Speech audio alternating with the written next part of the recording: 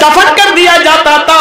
नबी अकरम सल्लल्लाहु अलैहि वसल्लम उन लड़कियों को इज्जत देते हैं जिस बाप की 3 बेटियां होंगी और जिसने उनको पाला होगा, बड़ा किया होगा, उनको पढ़ाया होगा, उनको अच्छा अदब सिखलाया होगा।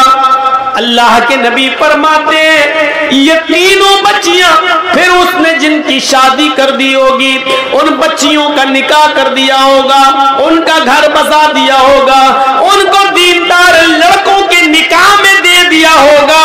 कयामत के दिन ये बच्चियों का बाप इन 3 लड़कियों की शादी कराने वाला कयामत के दिन मेरा पड़ोसी बनकर रहेगा।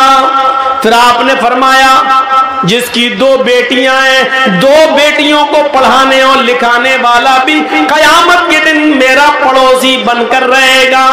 फिर एक सहाबिया उठी, रोती हुई कहने लगी अल्लाह के नबी मेरे पास तो 3 बेटियां नहीं है, 2 भी नहीं है, मेरे पास तो एक ही है।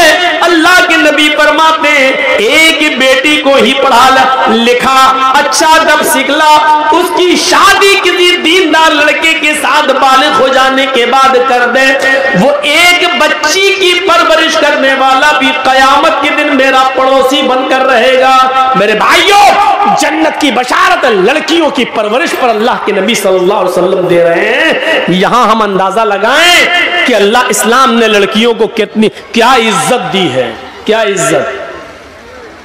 एक इज्जत और देख लो, शादी के मौके पर हम और आप जाते हैं बाराती बनकर, 300-400 आदमियों की बारात लेकर, लड़का भी जाता है, लेकिन निकाह सबसे पहले किसका होता है? लड़की का। लड़की की इजाजत के बिना, लड़की के सिग्नेचर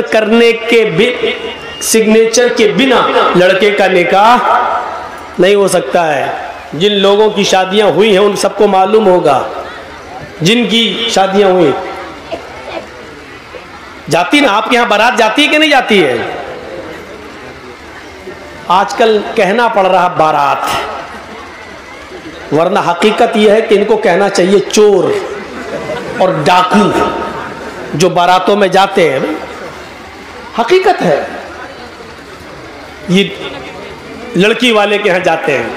अरे उस जमाने में कभी ये दौर चलता था तो उसकी वजह ये थी कि पहले जमाने में ना ट्रेनें होती थी, ना गाड़ियां होती थी, तो पहले बैलगाड़ियों पर, खच्चरों पर ये लोग जाते थे एक गांव से दूसरे गांव, और शादी करा के जब लाते थे तो रास्ते में लूट लिए जाते थे सोना चांदी कपड़ा लत्ता। तो इसलिए बारात का सिलसिला चला। एक गांव से दूसरे गांव में जब आदमी जा रहा तो 100, 150, 200 आदमी लेके जा रहा, ताकि हमें कोई लोग लूटे नहीं और हम दूल्हा और दुल्हन को निकाह करा के खैरियत से घर पे ले आए। इसलिए ये बारात का सिस्टम निकला था, सिस्टम। लेकिन आजकल ट्रेनों के जमाने में, आजकल हर थाने के बाहर पुलिस, हर गांव में पुलिस थाना मौजूद है। चोरी और डकैती का तसव्वुर निकल चुका है, काफिला अब लूटा नहीं जा सकता है मेरे भाइयों। लेकिन ये प्रथा अब तक चली आ रही है, ये निकली थी किसी और वजह से, लेकिन चली आज तक आ रही है। 300 और 400 आदमियों की बारात लड़की वाले के यहां पहुंच गए। अब लड़की का बाप बेचारा सोच रहा है कि अच्छी से अच्छी मिठाई खिलाओ, क्योंकि ये लोग मुंह फट लोग होते हैं। बारात में जितने आते हैं मुंह फट्टे होते हैं। मुंह फट का मतलब समझ रहे हो? अगर थोड़ी सी भी मिठाई में या खाने में कमी हो गई तो जिंदगी भर लड़की को ताने मारे जाएंगे, तेरे बाप ने तो इज्जत ही नहीं की हमारी। इसलिए लड़की का बाप जानता, पहले इनके पेट की जहन्नम को भरो और अच्छा से अच्छा खिलाओ। जब तक इसके पेट की जहन्नम को सुकून नहीं मिलेगा तब तक मेरी बेटी सुकून के साथ घर में नहीं रह पाएगी। अब बारात पहुंच गई, निकाह का वक्त आया। पहले लड़के का निकाह नहीं होता है, पहले लड़की का होता है। और लड़की का हकीकत में निकाह नहीं होता है, बल्कि लड़की से इजाजत ली जाती है। शायद आपके यहां मालूम होगा, पीछे ले जाइए पैसा सर, वहां गिनिए। हम इनको बंद करा रहे हैं, शोर ना करें, आपकी आवाज़ भी कानों में आ रही है। चंदा इतना हो गया माशाअल्लाह कि 2 दिन तक गिनते रहेंगे। तो सुनिए, लड़की की इजाजत लेती। आप लोगों में जिसका निकाह हुआ होगा मालूम होगा, एक वकील होता है और 2 गवाह। वकील और गवाह ये दोनों जाते हैं लड़की के पास रजिस्टर लेकर। ये तय हो जाता है उसी वक्त, महर कितना होगा, ये कितना होगा, लड़के का नाम, लड़के के बाप का नाम, लड़के की उम्र, मोहल्ला, गांव सब लिख दिया जाता है और पूरा महर इतना इतना सब लिख के उसके बाद लड़की के पास जाया जाता है। एक वकील होता है और 2 गवाह। और लड़की के पास जब जाते हैं तो वो उस लड़की को घेरे रहती हैं बहुत सी सहेलियां उसकी और तमाम लड़कियां। वहां रजिस्टर रख दिया जाता है और उस वक्त वकील पूछता है। वकील की जिम्मेदारी है कि वो पूछे, सरपरस्त की जिम्मेदारी है कि वो पूछे। जैसे मान लीजिए किसी लड़की का नाम ज़ैनब है या किसी लड़की का नाम अस्मा है, तो अब ऐसे पूछा जाएगा। वो वकील इतना जानने वाला होना चाहिए, हर आदमी को वकील मत बनाइए। अब उस लड़की से ये पूछे कि हाँ अस्मा या हाँ ज़ैनब, फला फला की बेटी ज़ैनब, फला फला के बेटे इस नाम का, मसलन मोहम्मद असलम किसी का नाम है और उसके बाप का नाम मोहम्मद अकरम है। हाँ मोहम्मद असलम साहब सन ऑफ मोहम्मद अकरम या अकरम साहब के बेटे मोहम्मद असलम के साथ आपका निकाह इतने इतने रुपए महर के एवज या इतना सोना या इतनी चांदी या इतना कपड़ा महर के एवज आपको उनके निकाह में दिया जा रहा है। क्या आप उस लड़के को निकाह में कबूल करती हैं? क्या वो लड़का आपको कबूल है? वकील जोर से पूछेगा, इतनी जोर से कि उस लड़की के कान में यह आवाज जाए। अब 2 तरीके हैं। एक चीज तो यह है कि लड़की बोल दे हाँ मुझे वो कबूल है, और अगर नहीं बोलती है, खामोश रहती है, तो वो भी काफी है। अल्लाह के नबी ने फरमाया इज़्नुहा सिमातुहा, उस लड़की की खामोशी ही उसकी इजाजत है। जबरदस्ती उससे नहीं कहलवाया जाएगा। कुछ जाहिल लोग पहुंच जाते हैं, कबूल किया, अब वो खामोश है। बताओ बेटा कबूल किया? बेटा हमने सुना नहीं, बोलो कबूल किया। अब वो शर्म, बेचारी कुंवारी लड़की है, शर्म आ रही है। वो अलग बात है कि आज के माहौल में तो व्हाट्सएप पे खूब बात करती थी, उस दिन शर्मा रही है। यहां तो रात रात भर चैटिंग होती रहती थी, लेकिन उस दिन शर्मा रही है। एक दिखावा भी होता है, लेकिन हमें वो नहीं देखना, हमें हदीस देखना है। तो जाहिल लोग वहां बार बार पूछेंगे बोलो, और वहां उसकी सहेलियां बैठी रहती हैं, वो कोहनी मार मार के कहती बोल बोल, अरे बोल दे, हाँ कहते मैंने कबूल किया, बोल बोल। और फिर उससे जबरदस्ती बुलवा कर कहती है, बेचारी कहती है कि मैंने कबूल किया। जिहालत की सारी हदें तोड़ दी जाती है। यह सबसे बड़ी जिहालत है कि उसके मुंह से कहलवाया जा रहा है। जब अल्लाह के नबी ने कह दिया इज़्नुहा सिमातुहा, उसकी खामोशी उसकी इजाजत है। एक बार पूछिए आप, 3 बार भी पूछने की जरूरत नहीं है। सुना ना हो तो वो लड़की कहे जी क्या कहा आपने, तब आप दोबारा कहिए। जब वो लड़की सुन चुकी है आपकी बात, तो दोबारा आप क्यों कह रहे हैं? 3 बार आप क्यों कह रहे हैं? ना 2 बार कहना सुन्नत है, ना 3 बार कहना सुन्नत है। जोर से बोलना जरूरी है। आप पहली बार इतनी जोर से बोलिए कि लड़की सुन ले। हाँ ज़ैनब फला की बेटी, आपका निकाह मोहम्मद असलम अकरम साहब के बेटे के साथ 5000 रुपए मबलग महर अलावा नान नफका आपको उनके निकाह में दिया जा रहा है। क्या आप उस लड़के को कबूल करती हैं? इतनी जोर से आप बोल दीजिए पहली बार। शर्म से उसका सर नीचे झुक जाएगा। उसकी खामोशी उसकी इजाजत है। अगर वो खामोश है तो समझ लो कि उसने इजाजत दे दी। रजिस्टर आगे बढ़ा दीजिए, उससे साइन करा लीजिए और लेके चले आइए और कहिए कि लड़की ने साइन कर दी है, लड़की ने इजाजत दे दी है। उसके मुंह से कबूल है का लफ्ज जबरदस्ती मत कहलवाइए। ये उस औरत के लिए है जो शादीशुदा हो और जिसकी तलाक हो चुकी हो, उसको आप दोबारा निकाह उसका हो रहा, उसको बोलना पड़ेगा, क्योंकि अब उसके अंदर से शर्म निकल चुकी है, अब वो दूसरी शादी कर रही है, इसलिए उसको बोलना पड़ेगा। या जिसका शौहर इंतकाल कर गया, इद्दत गुजार के वो दूसरी शादी कर रही है, तो उस वक्त उसको बोलना पड़ेगा हाँ मुझे फला आदमी कबूल है। लेकिन कुंवारी लड़की जिसकी शादी नहीं हुई है, उसकी खामोशी ही उसकी इजाजत है, और बस रजिस्टर लेके आइए और फिर लड़के का निकाह आप पढ़ाइए। लड़के का निकाह होगा, लड़की की इजाजत ली जाएगी। और याद रखना, दुनिया का कितना ही अमीर बाप हो, कितना ही बड़ा मौलवी हो, कितना ही बड़ा सरपंच और चौधरी हो, अगर उसने अपनी बेटी की मर्जी के खिलाफ उसकी शादी किसी दूसरी जगह कर दी, तो इस शादी का कोई एतबार नहीं है शरीयत के अंदर। मसलन हम जहां करना चाह रहे हैं शादी, मेरी बेटी वहां तैयार नहीं है, मेरी बेटी जहां शादी करना चाह रही है वहां हम नहीं चाहते कि वो शादी करे।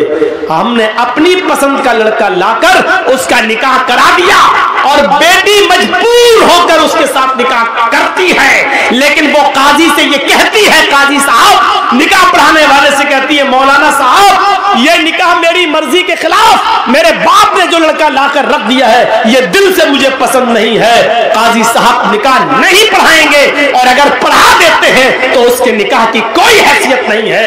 एक औरत, एक सहाबिया अल्लाह के नबी के पास आई और कहती, अल्लाह के रसूल मेरे बाप ने मेरा निकाह ऐसी जगह कर दिया है जो लड़का मुझे पसंद नहीं है। अल्लाह के रसूल ने निकाह हो जाने के बाद भी उस लड़की से कहा, अगर वो तुम्हें पसंद नहीं और इसके बावजूद तुम्हारे बाप ने तुम्हारी शादी कर दी है, तो तुझे इख्तियार है, तू चाहे तो उस लड़के के साथ रहे, या तू चाहे तो मैं निकाह तेरा फिस्क कर देता हूं। लड़के के तलाक देने की जरूरत नहीं है, निकाह फिस्क कर देता हूं। एक इद्दत गुजारेगी हैज की, जिसका निकाह फिस्क होगा उसकी इद्दत 3 महीने नहीं है, सिर्फ एक हैज उसकी, एक पीरियड उसकी इद्दत है। तो एक पीरियड, एक माहवारी, एक एमसी, बस ये पीरियड गुजारो, और जैसे ही तुम्हारा महीना हो, महीना से खत्म होने के बाद ही तुम दूसरी शादी कर सकती हो अपने मनपसंद लड़के के साथ। लेकिन लड़की को शादी के लिए वली की सख्त जरूरत है, अपने बाप की, सरपरस्त की, मालिक की जरूरत है। लड़की, ये सच है कि लड़की की मर्जी के बगैर निकाह नहीं होगा, लेकिन यह भी सच है कि लड़की अपनी मर्जी से अकेले भी निकाह नहीं कर सकती है। उसको निकाह के लिए वली की इजाजत चाहिए, और वली उसका बाप है। बाप अगर दिमागी तौर पर कमजोर है तो चचा है, चचा दिमागी तौर पर कमजोर है तो लड़की का भाई है, और लड़की का भाई भी नहीं तो कोई और जो उसका रिश्तेदार करीबी होगा उसकी इजाजत चाहिए। लेकिन जिस लड़की का कोई ना हो तो फिर काजी खुद वली बन सकता है। जैसे मौलाना जर्जीस अगर किसी का निकाह पढ़ा रहे हैं, लड़की का बाप भी नहीं है, लड़की का भाई भी नहीं है, लड़की का चचा भी नहीं है, तो फिर मौलाना जर्जीस खुद काजी, खुद वली बन सकते हैं, और उस लड़की का वली बनकर निकाह करा सकते हैं। काजी वली बन सकता है।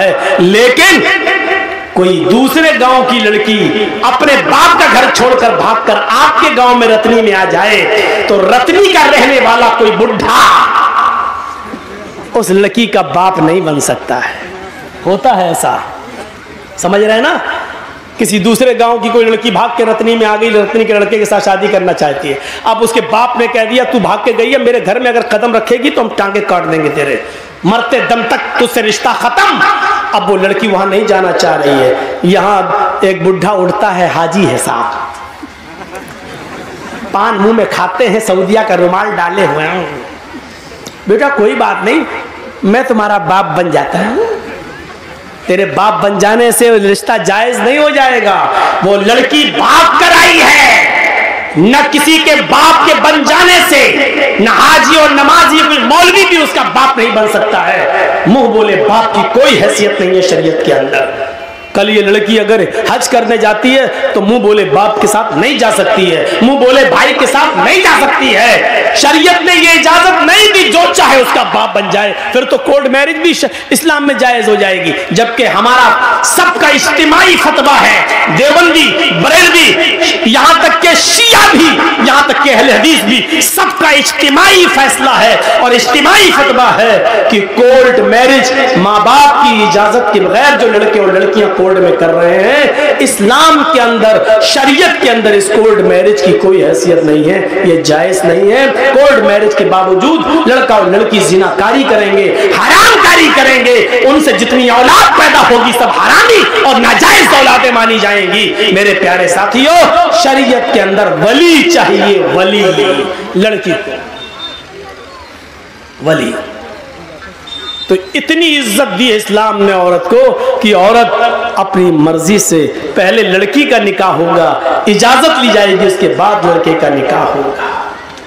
अगर शादी के दिन ही लड़की मना कर देगा हम नहीं करेंगे, लौटाओ इन चोरों को, भगाओ भगाओ इन डाकुओं को, ये लूटने आए हैं, नहीं करेंगे। मेरे भाइयों, हमें और आपको फैसला करना पड़ेगा। तो इतनी जिहालत थी अरब के अंदर, लेकिन इस्लाम ने इतनी इज्जत बख्शी है औरत, जहां लड़कियों को जिंदा दफन कर दिया जाता था। आप देख रहे हैं हिंदू धर्म के अंदर क्या है। ब्रह्मा जी ने अपने मुंह से ब्राह्मण को पैदा किया, हाथों से छत्री को पैदा किया, रान से वैश्य को पैदा किया और पैरों से शूद्र को पैदा किया। शूद्र हरिजन पैरों से पैदा है ब्रह्मा जी के। आगे लिखा है कि अगर कोई ब्राह्मण किसी शूद्र की लड़की पर गलत नजर डाल दे, अगर किसी ब्राह्मण को किसी शूद्र की लड़की पसंद आ जाए तो शूद्र को चाहिए कि अपनी बेटी उस ब्राह्मण लड़के को दे दे। लेकिन अगर किसी शूद्र को किसी ब्राह्मण की लड़की पसंद आ जाए, अगर किसी शूद्र को किसी ब्राह्मण की बेटी पसंद आ जाए, तो राजा को चाहिए कि उस शूद्र को पकड़कर उसकी दोनों आंखें फोड़ दे। इन जिन आंखों से उसने ब्राह्मण की बेटी को देखा उसकी आंखें फोड़ दे। गौर करें आप, ब्राह्मण को अगर पसंद आ जाए तो शूद्र को अपनी बेटी दे देना चाहिए, लेकिन शूद्र को अगर ब्राह्मण की बेटी पसंद आ जाए तो राजा को चाहिए कि वो शूद्र की दोनों आंखें फोड़ दे। ये इज्जत है औरत की हिंदू धर्म में। देख लीजिए आप, और इस्लाम इसके बरक्स क्या कहता है कि लड़की की इजाजत के बगैर तुम निकाह तक नहीं कर सकते हो। आपने देखा है कि औरत का मकाम इस्लाम के अंदर क्या है, और मजीद देखना चाहते हो तो आओ मैं तुम्हें दिखाऊं एक औरत को क्या सम्मान दिया है। कभी हज करने गए हो? नहीं। अल्लाह ताला हम सबको तौफीक